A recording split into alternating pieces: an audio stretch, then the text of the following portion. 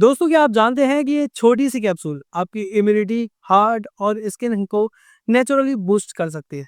जी हाँ, आप में से कई सारे लोग तो जान गए होंगे कि आज के इस वीडियो में दोस्तों हम बात करने वाले हैं विटामिन ई के बारे में। इसी के साथ विटामिन ई के कुछ बेनिफिट्स के बारे में और कौन कौन सी वो सब्जियां और कौन से वो फल हैं जिन्हें दोस्तों अगर आप डेली डाइट में अपने ऐड कर लेते हैं तो शायद फिर आपको इन कैप्सूल्स को लेने की कोई भी ज़रूरत नहीं होगी।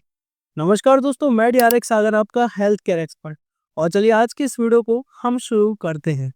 दोस्तों, विटामिन ई एक पावरफुल एंटीऑक्सीडेंट है जो हमारी बॉडी को फ्री रेडिकल से प्रोटेक्ट करता है। आसान शब्दों में दोस्तों, फ्री रेडिकल्स वो हार्मफुल मॉलिक्यूल्स होते हैं जो सेल्स को डैमेज करते हैं, जिसकी वजह से एजिंग, हार्ट डिसीज, डायबिटीज और दोस्तों कैंसर जैसी प्रॉब्लम्स का रिस्क दोस्तों कई गुना बढ़ जाता है। दूसरा है दोस्तों आपके ब्रेन की हेल्थ।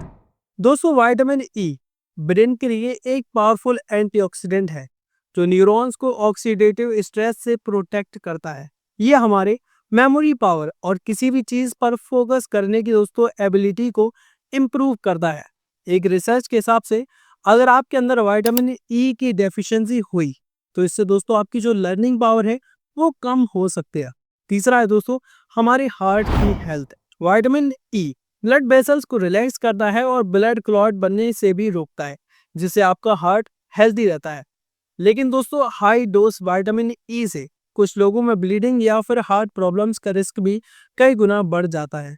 इसलिए प्रॉपर डोजेस फॉलो करना भी दोस्तों कहीं ना कहीं बहुत ज़्यादा ज़रूरी हो जाता है। चौथा है दोस्तों इम्यून सिस्टम को बूस्ट करना, जो कि शायद आजकल के लिए सबके लिए मस्ट है।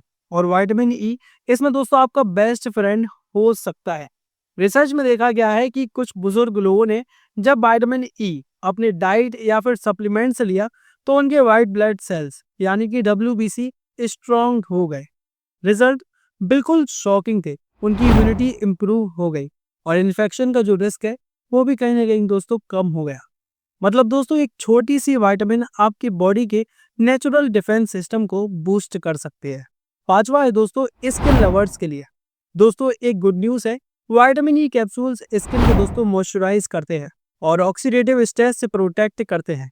ऑक्सीडेटिव स्ट्रेस की वजह से दोस्तों आपको रिंकल्स, फाइन लाइंस और स्किन एजिंग जैसी प्रॉब्लम्स का सामना आपको करना पड़ सकता है।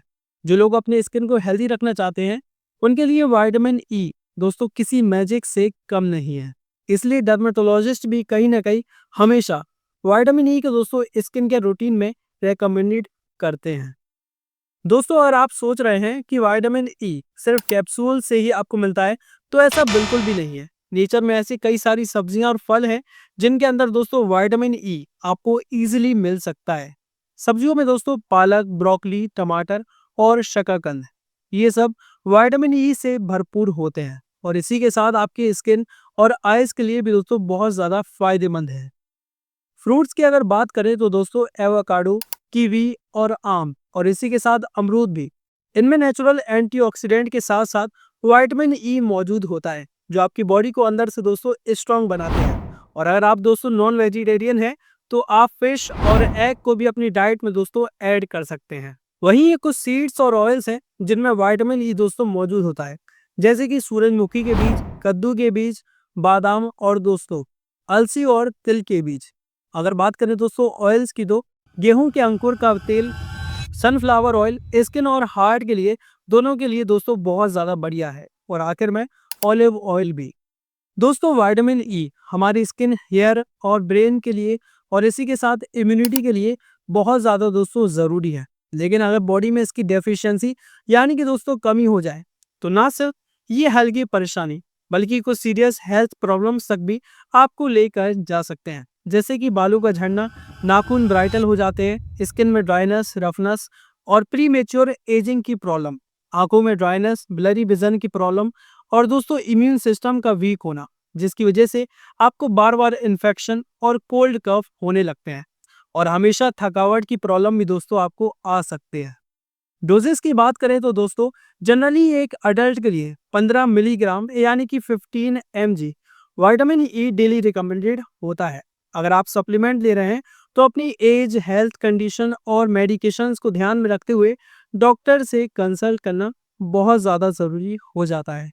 जो लोग ब्लीडिंग डिसऑर्डर से सफ़र कर रहे हैं, जिनकी ब्लड थिनर्स जैसे कि एस्पिरिन या फिर बर्फिरिन की मेडिसिन चल रही है, जो लोग रिसेंट में सर्जरी से रिकवर कर रहे हैं, प्रेग्नेंट वुमेन के साथ-साथ अगर आपको एलर्जी है विटामिन ई कैप्सूल से या फिर कोई सप्लीमेंट से, तो आपको विटामिन ई नहीं खाना चाहिए। बेटर है कि दोस्तों आप इन्हें अवॉइड ही करें।